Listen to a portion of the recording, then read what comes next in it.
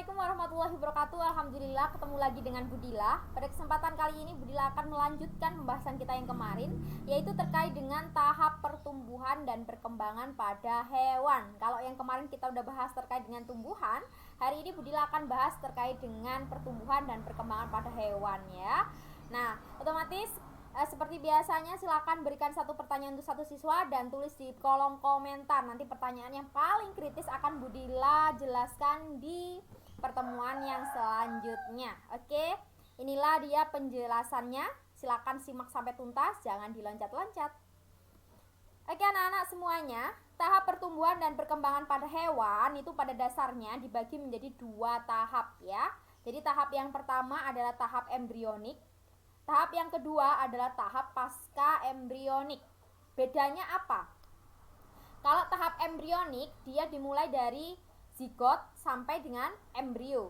Sedangkan kalau pasca embrionik atau setelah embrionik itu dimulai dari apa? Dimulai dari embrionik sampai dengan dia dewasa, tentunya sampai dia meninggal.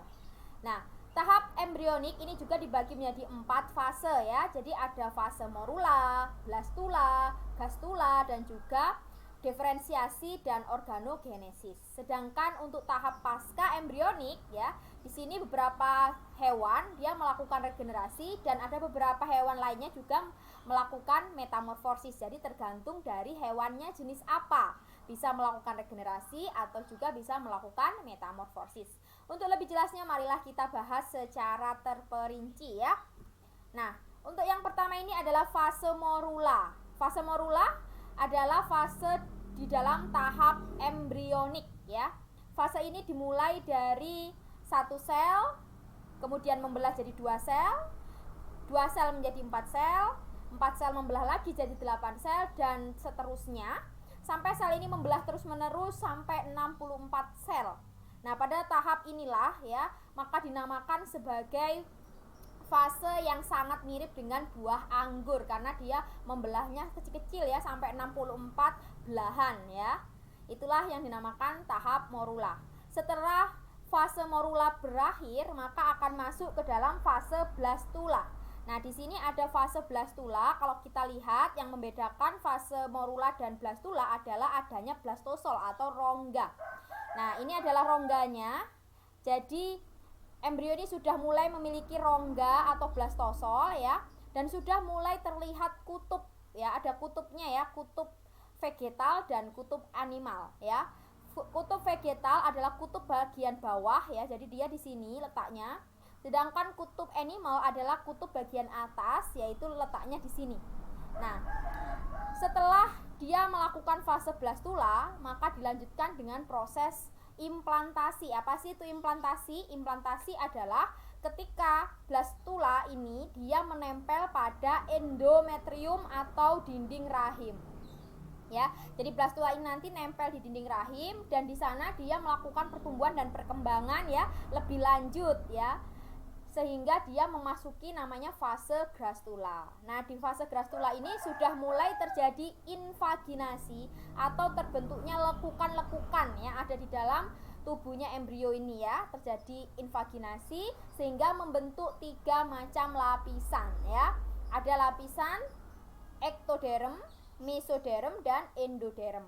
Nah, hewan yang punya 3 lapisan ini dinamakan sebagai hewan tripoblastik ya. Sedangkan ada hewan yang memiliki 2 lapisan yaitu ektoderm dan endoderm ya, itu disebut sebagai hewan diploblastik ya. Nah, di sini lapisan-lapisan yang ada di dalam grastula ini dia ternyata nanti akan melakukan diferensiasi atau organogenesis ya. Ini nanti dia akan membentuk suatu yang namanya selom ya, atau terisi cairan ya. Jadi blastosolnya, rongga tubuhnya itu terisi cairan.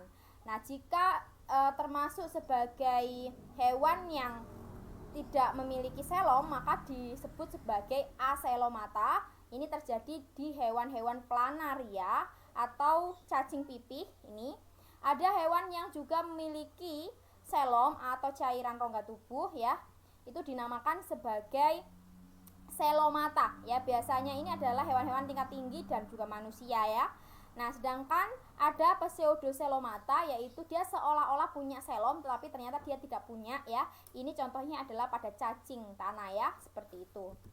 Nah, setelah tahapan embrionik ini berakhir, tentu akan dilanjutkan dengan tahap pasca embrionik, di mana 3 lapisan yang sudah dijelaskan tadi itu nanti akan berubah fungsi dan bentuknya menjadi yang lebih spesifik ya. Misalnya ektoderm akan berubah menjadi epidermis kulit, menjadi sistem saraf, menjadi sistem indera, dan lain sebagainya. Sedangkan mesoderm akan berkembang menjadi dermis kulit, sistem sirkulasi, sistem ekskresi, dan lain sebagainya. Sedangkan endoderm dia juga bisa berdiferensiasi lagi ya, menjadi sistem pencernaan, sistem pernafasan, kelenjar tiroid, paratiroid, dan lain sebagainya. Nah, setelah tahap pasca embrionik ini tentu nanti beberapa hewan itu akan melakukan proses selanjutnya, yaitu untuk membentuk dia agar lebih dewasa ya. Yaitu ada yang berubah bentuk dengan cara regenerasi, ada yang berubah bentuk dengan cara metamorfosis. Sedang ada hewan yang dia itu melakukan regenerasi, artinya dia itu bisa membentuk tunas pada dirinya sehingga dia bisa beregenerasi lebih dari satu individu. Misalnya ini ya, pada cacing pipi ini ketika lehernya dipotong ya, pada lehernya nanti akan tumbuh yang namanya kepala baru. Ada 2 kepala baru, dan 2 kepala baru ini nanti saling memisahkan diri sehingga nanti badannya ini terbelah ya, seret begini ya, sehingga dia membentuk 2 cacing pipih yang baru atau 2 planaria yang baru. Nah, inilah dinamakan sebagai proses regenerasi. Nah, sedangkan hewan-hewan yang tidak melakukan regenerasi bagaimana? Dia akan melakukan yang namanya metamorfosis. Nah, metamorfosis ini biasanya dia ada di serangga dan katak ya, sehingga berdasarkan tipe metamorfosisnya ya, serangga dibagi menjadi 3 macam, ada ametobola, hemimetabola, ada holometabola ya. Bedanya apa? Kalau ametobola dia tidak melakukan metamorfosis ya. Sedangkan kalau hemimetabola adalah serangga yang melakukan metamorfosis tidak sempurna. Sedangkan kalau holometabola adalah serangga yang melakukan metamorfosis sempurna. Contohnya bisa kalian baca masih di sini ya, di slide ini ya, masing-masingnya sudah Budila cantumkan. Nah, ini adalah gambaran dari proses metamorfosis ya. Ada ametobola atau hewan serangga yang tidak melakukan metamorfosis. Contohnya adalah kutu buku, dari mulai telur dia langsung menjadi muda dan langsung menjadi imago atau dewasa. Sedangkan kalau metamorfosis tidak sempurna, ini dicontohkan pada kumbang ya. Dia dimulai dari telur, larva, semi imago sampai dengan imago ya. Sedangkan kalau metamorfosis yang sempurna ini dicontohkan pada kupu-kupu ya, dia dicontohkan pada kupu-kupu, yaitu dari telur, larva, pupa sampai dengan imago. Nah, sedangkan pada katak bagaimana? Metamorfosis katak tentu agak berbeda dengan metamorfosis serangga karena dia merupakan amfibi ya kan. Nah, dan dia juga hidupnya di 2 alam ya. Bukan 2 alam, 2 habitat ya, nanti alam gaib sama alam ini enggak ya sayang ya. Jadi dia itu 2 habitat, ada habitat air sama habitat darat. Nah, pada saat dia masih bentuk telur sampai dengan dia kecebong, berudu ya, dia banyak menghabiskan hidupnya di air. Sedangkan pada saat dia agak muda dan dewasa, dia lebih sering menghabiskan diri di darat. Nah, ini dia proses metamorfosis pada katak, kalian bisa lihat sendiri ya, sudah tidak asing lagi. Oke anak-anakku, sudah sampai situ saja materi kita hari ini. Semoga apa yang Budila sampaikan bisa kalian serap dengan baik. Silahkan berikan pertanyaan kalau ada yang tidak dipahami. Wassalamualaikum warahmatullahi wabarakatuh. Sampai jumpa di episode selanjutnya.